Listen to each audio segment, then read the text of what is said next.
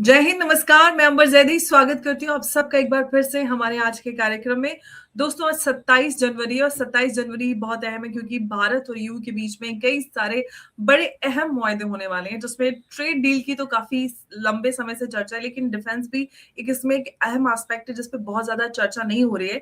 लेकिन trade deal जो भारत और यूएई के बीच में हो रही है, जिसको दावोस में उर्सुला वॉन डर ने मदर ऑफ ऑल डील्स कहा, बल्कि जितने भी ईयू लीडर्स हैं और अलग कंट्रीज के जो उन्होंने भी इस डील को लेकर ग्लोबली एक ऐसा माहौल बन चुका है भारत और ईयू के बीच में जो ट्रेड डील है।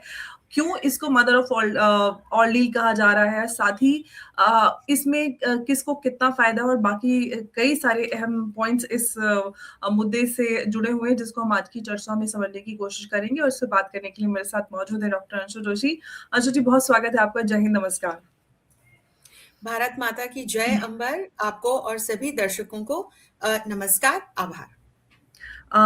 अंशु जी, 26 जनवरी और नजारा हमने जिस तरह से देखा, उर्सुला वॉन डर लेयन और बाकी सभी यूके और लीडर्स वहां पर मौजूद रहे और जिस तरह से माहौल रहा, और इस सब के बीच में जो सबसे ज्यादा चर्चा है ईयू और भारत के बीच हो रही ट्रेड डील की, और साथ ही जो डिफेंस जिसपे बहुत ज्यादा बात नहीं हो रही है। कैसे आप इस पूरे उसको देख रही हैं जो भारत और ईयू के बीच में नजदीकियां आ रही हैं? इनफैक्ट खबर ये भी आ रही है कि मार्क कार्नी भी भारत आने वाले हैं, जो लेटेस्ट खबर है। बिल्कुल, बहुत सारे डेवलपमेंट्स एक साथ होते हुए दिखाई पड़ रहे हैं। भारत की दृष्टि से बहुत पॉजिटिव डेवलपमेंट्स हैं ये। और इसके पहले कि हम इस विषय पर चर्चा करें, हम भारत के 77वें गणतंत्र दिवस को मना करके चर्चा कर रहे हैं। सभी को इस गणतंत्र दिवस की बहुत बहुत शुभकामनाएं। गणतंत्र दिवस के इस सुखद अवसर पर यह देखना बड़ा ही गौरवपूर्ण रहा कि यूरोपियन यूनियन के दो शक्तिवान नेता, तो यूरोपियन काउंसिल के अध्यक्ष जो है एंटोनियो लुई सांतोस दा कोस्टा, जो पोर्चुगल के प्रधानमंत्री भी रहे हैं, वो यहाँ मौजूद थे। और दूसरी एक बहुत ही सशक्त नेता जो कि यूरोपियन कमीशन की अध्यक्ष हैं, उर्सुला वॉन, वो भी मौजूद थी, भारतीय परिवेश में मौजूद थी। भारत की सेना का शौर्य उन्होंने देखा, पराक्रम उन्होंने देखा। हमने शोकेसिंग की अपने सारे होम ग्रोन मिलिट्री इक्विपमेंट की, और भारत की सुंदर सांस्कृतिक झलक भी उन्होंने देखी। आज मदर ऑफ ऑल डील्स यानी कि यूरोपियन यूनियन और भारत के बीच वर्षों से जिस फ्री ट्रेड अग्रीमेंट और डिफेंस फ्रेमवर्क को लेकर के बातचीत चलती चली आ रही थी, आज उस डील की घोषणा होनी है। हम सब उसका इंतजार कर रहे हैं। इसे मदर ऑफ ऑल डील्स इसलिए कहा जा रहा है अंबर, क्योंकि हम बीते कुछ समय में हुए वैश्विक स्तर पर जो डेवलपमेंट्स हैं उनको देखें। एक तरफ पूरी दुनिया कोविड-19 से निकली, तो रशिया यूक्रेन युद्ध के विवाद में उलझी और रेपरकशंस झेले। If this was not enough, तो फिर हमने देखा कि पश्चिमी एशिया में इजराइल और हमास के बीच में संघर्ष का एक नया अध्याय खुला। इंडो पैसिफिक में चीन क्या कर रहा है, ये हम सभी जानते हैं। इसके बीच में if this was not enough, तो ट्रंप पहले ईरान के साथ इंगेज हुए, पाकिस्तान को उन्होंने यहां कंटेन करने के लिए गलबहियां की। इसका असर चीन पाकिस्तान के, अमेरिका और चीन के, और भारत और अमेरिका के संबंधों पर प्रमुखता से पड़ा। फिर हमने देखा कि कैसे ट्रंप ने एकाएक प्यूनिटिव मेजर्स भारत और ग्लोबल साउथ के तमाम देशों पर लगाने शुरू किए। तो इसकी वजह से भारत ने एक बहुत बड़ा सबक सीखा कि हम अमेरिका पर आंख मूंद कर विश्वास नहीं कर सकते, क्योंकि वहां हमारे ट्रेड रिलेशंस में एक ट्रेड सरप्लस था। और हम पर अचानक से ये जो टैरिफ्स आए, प्यूनिटिव मेजर्स आए, तो हमने फिर अपने मार्केट को आउटरीच किया। 40 देशों से हमने संपर्क किया। इनमें से यूरोपियन यूनियन को यदि मैं देखूं तो 27 देशों का, यूरोप का एक प्रमुख समूह है। तो यहां पर फिर बायलैटरल नहीं, यहां पर अब ये एक मल्टीलैटरल एंगेजमेंट है, जिसमें हम एक संगठन के साथ फ्री ट्रेड अग्रीमेंट करने जा रहे हैं। इन तमाम प्रयासों से भारत ने अपनी अर्थव्यवस्था को स्टेबल बनाए रखा। इनफैक्ट हम और प्रॉस्परस हुए। हमने अपनी न सिर्फ जो हमारी वार्षिक जीडीपी ग्रोथ है उसको स्टेबल बनाए रखा, हमने जो क्वार्टरली ग्रोथ थी वो पहले से भी ज्यादा दर्ज की। हमने 7.2% की और फिर 8% की हमने जीडीपी ग्रोथ दर्ज की, इन टैरिफ्स के बावजूद। हम डरे नहीं, हम झुके नहीं। तो आज अब हम चीजों को बदलते हुए देख रहे हैं। आज ही खबर आई है कि यूएई ने जिस एयरपोर्ट को बनाने के लिए की घोषणा पाकिस्तान में की थी वो रद्द कर दी गई है। हम ये भी देख रहे हैं कि कनाडा के साथ बीते समय में जिस तरह से संबंधों में खटास आई थी ट्रूडो के समय, अब माइक कार्ने उस खटास को मिठास में बदलने के लिए व्याकुल हैं। वो भारत आने की बात कर रहे हैं। आज इस मदर ऑफ ऑल डील्स की जो बात हो रही है, इस पर मैं भी आपके साथ बहुत सारे तथ्य साझा करने वाली हूं, वो होने जा रही है। और यदि अब हम देखें वैश्विक राजनीति में, तो कारण यह है कि जिस तरह से ट्रंप ने भारत का भरोसा तोड़ा है, उसी तरह से ट्रंप ने यूरोपियन यूनियन के इन तमाम सदस्य देशों का भी भरोसा तोड़ा है। तो पहले यूरोपियन यूनियन के लिए अमेरिका जो है वो एक विश्वास पात्र सहयोगी होता था, वहां से जो है एक विश्वासघात हुआ है। तो यूरोप के ये तमाम देश जो यूरोपियन यूनियन के सदस्य हैं, ये अब भारत की ओर देख रहे हैं। कनाडा की ओर चलें तो कनाडा कोई मिलिट्री पावर या इकोनॉमिक पावर तो था नहीं अंबर। आज तक कनाडा यूएस के भरोसे खड़ा हुआ था। यूएस से जिस प्रकार का झटका मिला है, चीन की प्रेजेंस वो बहुत ज्यादा चाहता नहीं, यहां पर चीन घुस के बैठ गया है।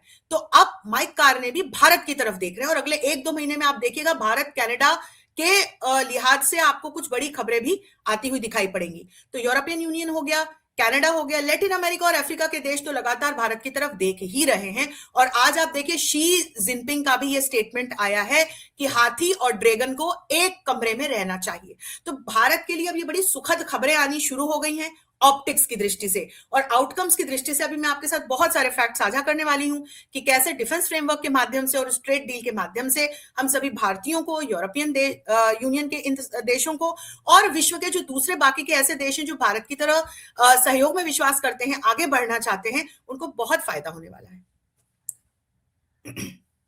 सही कहा अंशु जी। अगर हम डिफेंस के ही उससे बात करते हैं तो डिफेंस को लेकर भी अगर हम देखें तो भारत के साथ जितने भी देश हैं शक्तिशाली, जो डिफेंस जो प्रोडक्शन उस समय, वो भारत को पूरा एक प्रोडक्शन हब भारत को बनाना चाहते हैं। ये अपने आप में एक बड़ी बात है, और ये भारत के लिए एक बड़ा एक यहाँ पे एक स्ट्रेटेजिक लेवरेज भी है अगर देखें तो। ये वो विश्वास है जो हमारे माननीय प्रधानमंत्री ने वैश्विक स्तर पर जनरेट किया है। जो पहले यूएस में होता था देशों का, वो अब फेल हो चुका है, और हम देख रहे हैं कि किस प्रकार से अनिश्चितता की परिस्थितियां बनी हुई हैं। इसमें भारत लगातार एक के बाद एक सक्सेस स्टोरीज दर्ज कराता चला। हमने अपनी इंपोर्टर की छवि को एक्सपोर्टर की छवि में, मैन्युफैक्चरर की छवि में परिणत कर दिया है। हम आज विश्व में डिफेंस एंड सिक्योरिटी के क्षेत्र में एक मैन्युफैक्चरिंग हब बन के उभरे हैं। और ईयू के साथ अब मैं इस यदि landmark security and defence deal की बात करूं तो 16वें भारत ईयू समिट के दौरान इस पे फाइनल होने की मुहर लग चुकी है। आज इसका भी हम बेसब्री से इंतजार कर रहे हैं, और इसमें एक बहुत सिग्निफिकेंट शिफ्ट पूरे विश्व की जो सिक्योरिटी इंडस्ट्री है, डिफेंस इंडस्ट्री है, उसमें आएगा। ऑप्टिक्स की दृष्टि से भी हम बहुत सारे बदलाव आते हुए देखेंगे, और एक बायर सेलर का जो रिश्ता यूरोप के देशों के साथ हमारा रहा है, वो एक स्ट्रेटेजिक इंडस्ट्रियल मैन्युफैक्चरिंग अलायंस में अब हम बदलता हुआ इस फ्रेमवर्क के बाद देखेंगे। तो मैं यदि आपको बिंदुवार तरीके से बताऊं, और सबसे पहले इस डिफेंस अग्रीमेंट के यदि मैं कुछ की पॉइंट्स बताऊं, तो सबसे पहला बिंदु जो है वो है एक्सेस टू ईयू फंडिंग। तो अब जो हमारी भारतीय डिफेंस और सिक्योरिटी के क्षेत्र में काम करने वाली फर्म्स हैं, टेक्नोलॉजी के क्षेत्र में काम करने वाली फर्म्स हैं, वो ईयू के सिक्योरिटी एक्शन फॉर पर्पस यानी कि सेफ प्रोग्राम में पार्टिसिपेट करेंगी। और इससे होगा क्या कि इसमें 150 बिलियन यूरो का एक फाइनेंशियल इंस्ट्रूमेंट डिजाइन किया गया है, ताकि यूरोपियन यूनियन के सदस्य देशों और भारत के बीच में डिफेंस रेडीनेस और प्रोडक्शन को आगे बढ़ाया जा सके। तो ये तेजी से आगे बढ़ेगा। फिर हम देखें इंडस्ट्रियल कोऑपरेशन की इसमें बात है, ये मुख्य बिंदु है। ये पूरा जो अग्रीमेंट है, ये भारत और ईयू के सदस्य देशों के बीच में को डेवलपमेंट और को प्रोडक्शन को बूस्ट करता है, जिसमें कि ये ईयू के सदस्य देश और भारत मिलकर अलग अलग मिलिट्री प्लेटफॉर्म्स, इक्विपमेंट, हार्डवेयर और टेक्नोलॉजी को बढ़ाएंगे, ताकि भारतीय फर्म्स जो हैं और भारत सरकार जो है वो यूरोप के डिफेंस सप्लाई चेन्स के साथ सीधे जुड़ सके और एक रेजिलियंस क्रिएट हो सके।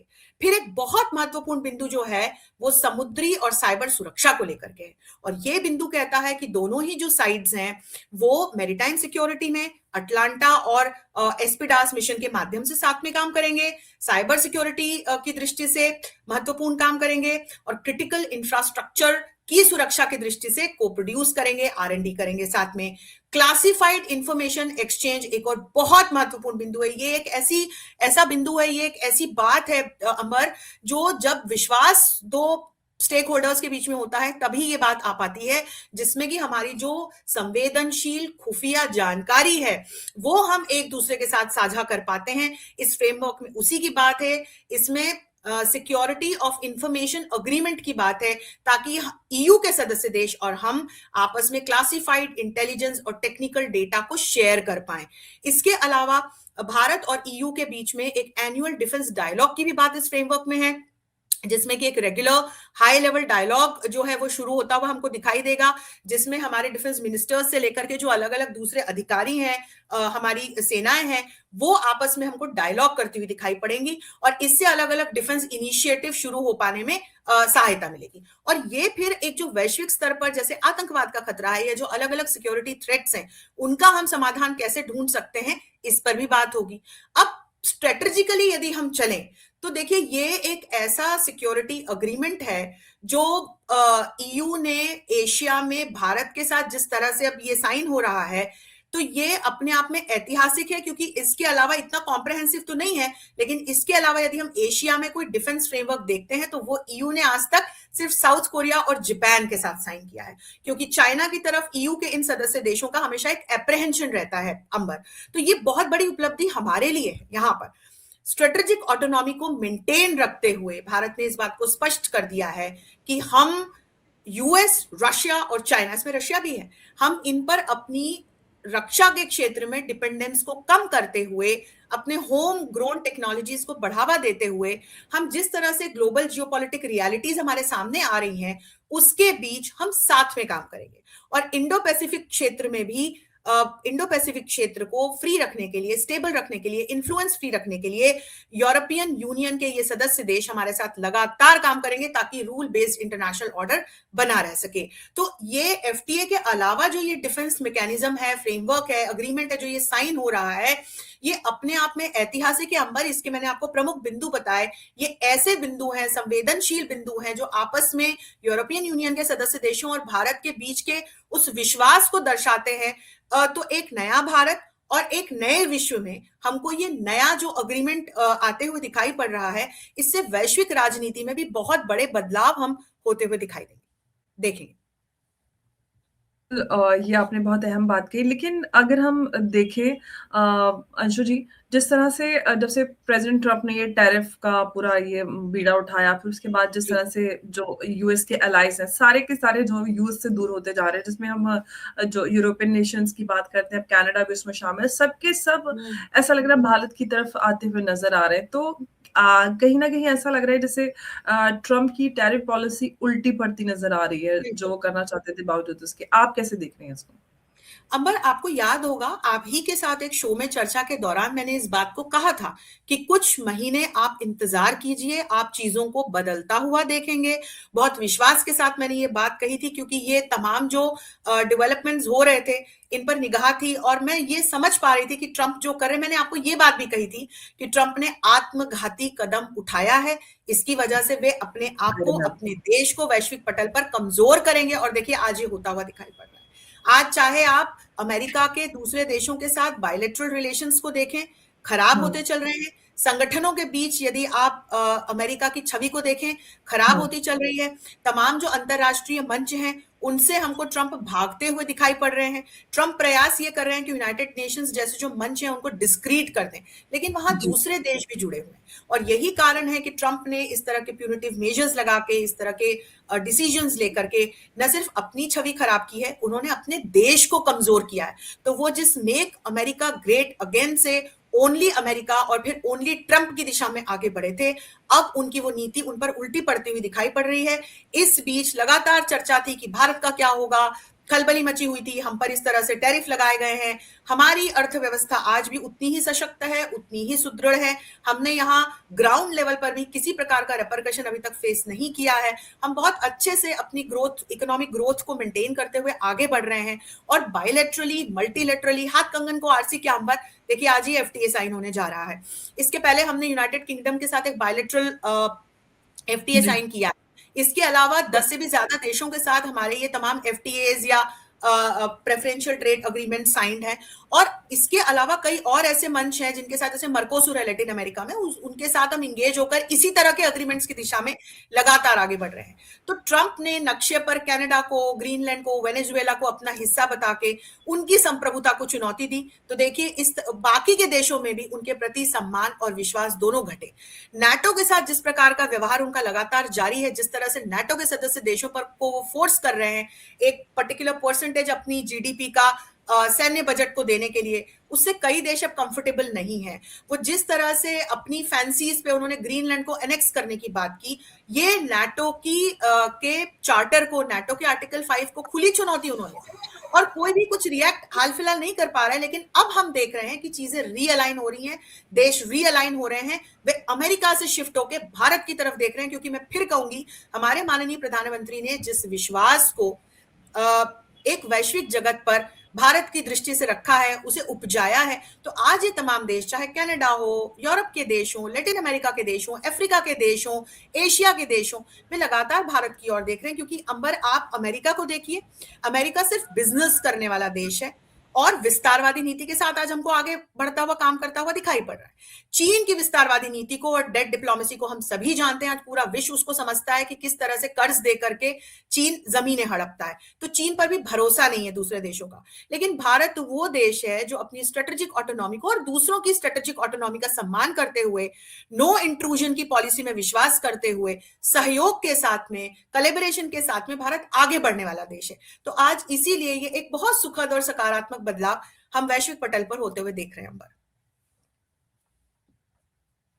अब यहाँ से मैं आपसे ये जानना चाहूंगी कि जो ये चर्चा स्टील की है, जो इंडिया और ईयू के बीच में ट्रेड डील हो रही है और इतना ज्यादा मदर ऑफ ये ऑल डील्स कहा उर्सुला वॉन डर लेन ने उसको डिवोर्स में, तभी से इतना एक इस तरह का माहौल बना। लेकिन अगर हम बात करें इस ट्रेड डील को लेकर के किसको कितनी जरूरत है, कितना फायदा होगा, ये मैं आपसे अगर देखूं कितना इससे आउटकम, अगर आपको इस डील क्या बता पाएंगे।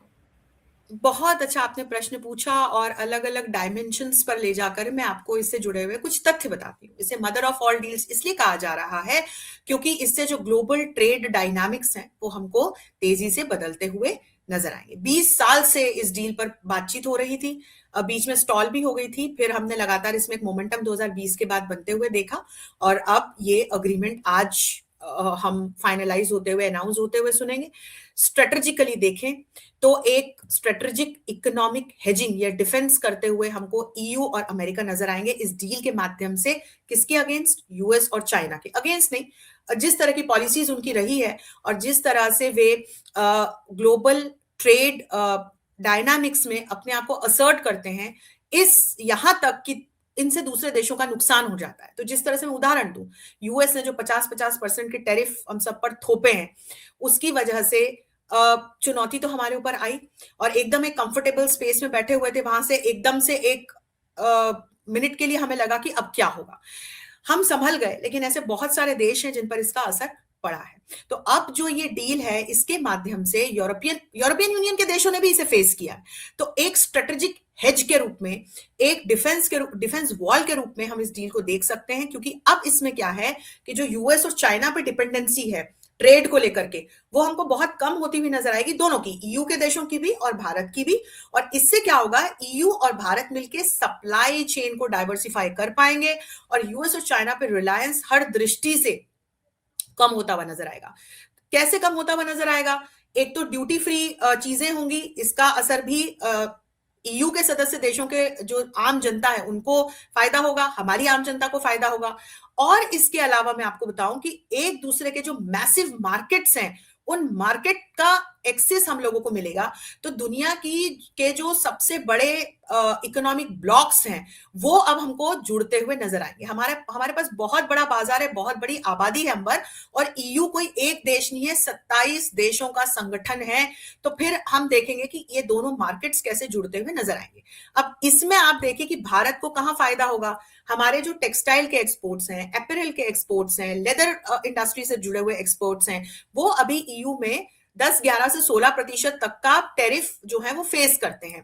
अब ये एफटीए जब आ जाएगा तो ये बैरियर्स हट जाएंगे। तो इससे क्या होगा कि हमारी जो लेबर इंसेंटिव सेक्टर्स हैं उसमें एफिशिएंसी बढ़ेगी, कॉम्पिटिटिवनेस बढ़ेगी, और इसमें फिर वियतनाम और बांग्लादेश जैसे जो हमारे यहाँ पर की प्लेयर्स हैं, या कहें कि कॉम्पिटिटर्स हैं, जो उनको ऑलरेडी ड्यूटी फ्री एक्सेस मिला हुआ है, तो अब हम भी वहीं जाकर के उसी टेंजेंट में खड़े हुए दिखाई पड़ेंगे। हमें बहुत फायदा होगा, विशेषकर हमारे जो एमएसएमई इंडस्ट्री है, हमारे जो सारे मैन्युफैक्चरर्स हैं इन इंडस्ट्री से जुड़े हुए, उनको बहुत फायदा होगा। फिर आप देखिए हाई वैल्यू सेक्टर से जुड़ी हुई जो एक्सपोर्ट्स हैं, तो इस जैसे फार्मास्यूटिकल्स के क्षेत्र में, इंजीनियरिंग के क्षेत्र में, इलेक्ट्रॉनिक्स के क्षेत्र में, इसमें हमारी फर्म्स को बड़ा फायदा होगा। मेक इन इंडिया को सपोर्ट मिलेगा, क्योंकि यूरोप की जो हाईटेक मशीनरी और टेक्नोलॉजी है, इंडस्ट्रियल इनपुट्स हैं, जैसे कि एयरक्राफ्ट के पार्ट्स होते हैं या मेडिकल डिवाइसेस होते हैं, वो इससे हमारी जो डोमेस्टिक फैक्ट्रीज हैं, हमारे जो एमएसएमई के क्लस्टर्स हैं, प्लेयर्स हैं, उनको फायदा होगा। फिर मैं एक और अलग डायमेंशन पे ले चलूं, वो है प्रोफेशनल मोबिलिटी। तो भारत को हम देखते हैं कि कैसे विश्व की जो युवा आबादी है उसकी 20 से 22% युवा आबादी का घर है भारत। हमारे पास विश्व की सबसे बड़ी युवा शक्ति है, प्रोफेशनल युवाओं की शक्ति है। तो इससे क्या होगा कि हमारे जो आईटी और प्रोफेशनल, इस एफटीए के बाद आईटी और प्रोफेशनल सर्विसेज से जुड़े हुए जो हमारे लोग हैं उनको एक पुश मिलेगा। वो बहुत अच्छे से उनके लिए ईयू में जगह तैयार है। जो बार बार हम इसे भी चर्चा कर रहे थे कि ट्रंप जिस तरह से वीजा को लेकर बैरियर्स लगा रहे हैं, ट्रंप जिस तरह से भारतीयों की वहां नौकरियों पर तलवारें लटका रहे हैं, अब क्या होगा? तो अब ये होगा कि यूरोप के दरवाजे हमारे प्रोफेशनल्स के लिए खुले हैं, विशेषकर जो आईटी सर्विसेज से, टेक्नोलॉजी सर्विसेज से जुड़े हुए हमारे प्रोफेशनल्स हैं। तो प्रोफेशनल मोबिलिटी को एक बहुत बड़ा बूस्ट मिलेगा हमारी, और एक रेजिलियंस बढ़ेगी। ये हमारी जो डिपेंडेंसी यूएस मार्केट पे थी, अब ये पूरी तरह से शिफ्ट हो जाएगी, तो हमें परेशान होने की आवश्यकता नहीं पड़ेगी।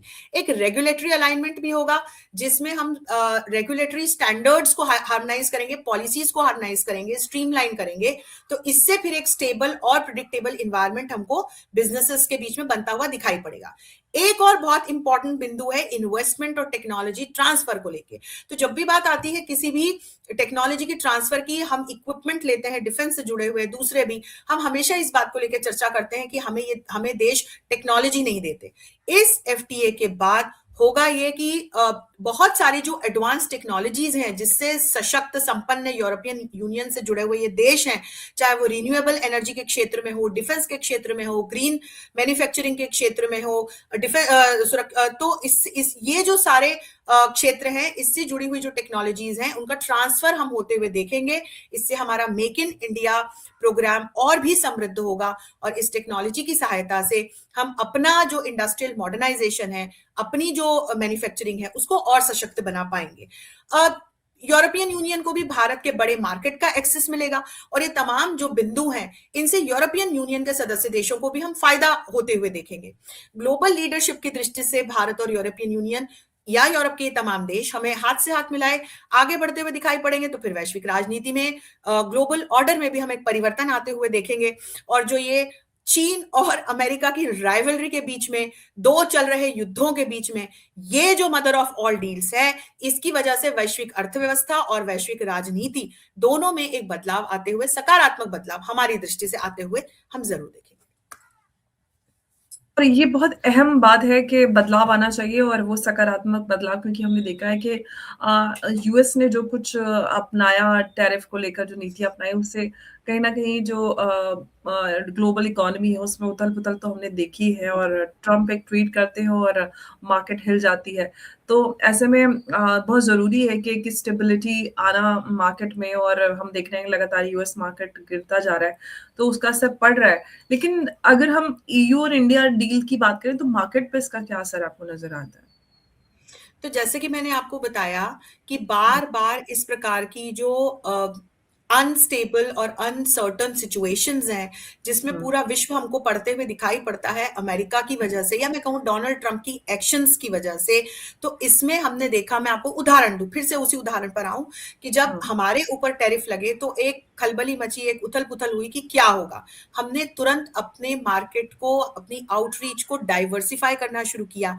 हमने 40 देशों के साथ संपर्क किया, एफटीएस करने शुरू किए, ताकि हम अपने एक्सपोर्ट्स को बढ़ा सकें, हम अपने इन्वेस्टमेंट को बढ़ा सकें, हम एफडीआईज को अपने यहाँ पर बढ़ा सकें और हम कोलैबोरेट करें ट्रेड के एरिया में भी और डिफेंस के एरिया में भी, क्योंकि सुरक्षा की दृष्टि से भी अपनी आउटरीच को बढ़ाना बहुत ज्यादा आवश्यक है। अंबर, हमने लगातार सुरक्षा के क्षेत्र में संबंधों का एक नया अध्याय अमेरिका के साथ खोला था, लेकिन जिस प्रकार से ट्रंप का रवैया रहा उसके बाद भारत को एक सबक तो मिला, ये अनुभव था कि हम अमेरिका पे पूरी तरह से डिपेंडेंट नहीं रह सकते।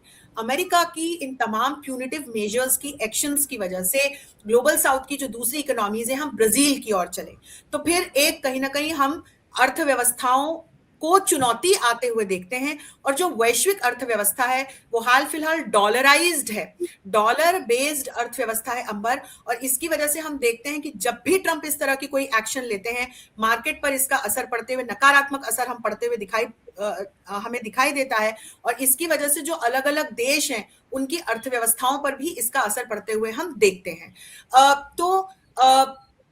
अब इस अग्रीमेंट के बाद भारत और यूरोपियन यूनियन के जो सदस्य देश हैं, ये जो इस तरह की अनसर्टेनिटीज आती हैं इसका मुकाबला कर पाने में सक्षम होंगे, क्योंकि मैंने आपको विस्तार से बहुत सारे बिंदु बताए कि कैसे आपको इन्वेस्टमेंट की दृष्टि से देखें, मैन्युफैक्चरिंग की दृष्टि से देखें, टेक ट्रांसफर की दृष्टि से देखें, ट्रेड को बढ़ावा देने की दृष्टि से देखें, एक्सपोर्ट्स और इंपोर्ट्स की दृष्टि से देखें, हम जो प्रोडक्ट्स भेज रहे हैं, हमारे यहाँ जो प्रोडक्ट्स आ रहे हैं उनके ड्यूटी कट्स की दृष्टि से देखें। तो ऐसे बहुत सारे बिंदु हैं अंबर, जिनके माध्यम से वैश्विक अर्थव्यवस्था, जब हमारी अर्थव्यवस्थाओं पर सकारात्मक असर पड़ेगा, जब ये जो डॉलराइज्ड अर्थव्यवस्था है इसको कहीं ना कहीं जब हम डिविएट, इसमें डिसरप्शन आते हुए देखेंगे, तो फिर निश्चित तौर पर एक सकारात्मक प्रभाव हम वैश्विक अर्थव्यवस्था पर भी पड़ते हुए देखेंगे, जो डॉलराइजेशन की वजह से हमने कई बार नकारात्मक दिशा में जाती हुई देखी। बिल्कुल, और ये समय है आज जहां पर हम देख रहे हैं भारत और यूके बीच में ट्रेड डील हो रही है, और इससे पूरा यहाँ से जो कहें एक नई शुरुआत हमें नजर आएगी दोनों ही, अगर हम ईयू की बात करें और भारत के बीच में, तो ये बहुत बड़ा ऐतिहासिक ये होने वाला है ये पल, आज का दिन। और इनफैक्ट कल भी हमने देखा 26 जनवरी को जिस तरह से एक नजारा था, उसी में उर्सुला वॉन डर लेyen एकदम लाल बनारसी जैकेट में नजर आ रही थी। बिल्कुल, तो पूरी तरह से भारतीय उनके ऊपर जो भारतीय संस्कृति है उसका रंग चढ़ा हुआ था। तो अपने आप में यहाँ से एक नई शुरुआत हमें नजर आती है, और उसका जो आउटकम है वो डेफिनेटली ईयू और भारत दोनों के लिए ही रहने वाला है। अंशु जी, बहुत धन्यवाद आपका इस चर्चा में जुड़ने के लिए।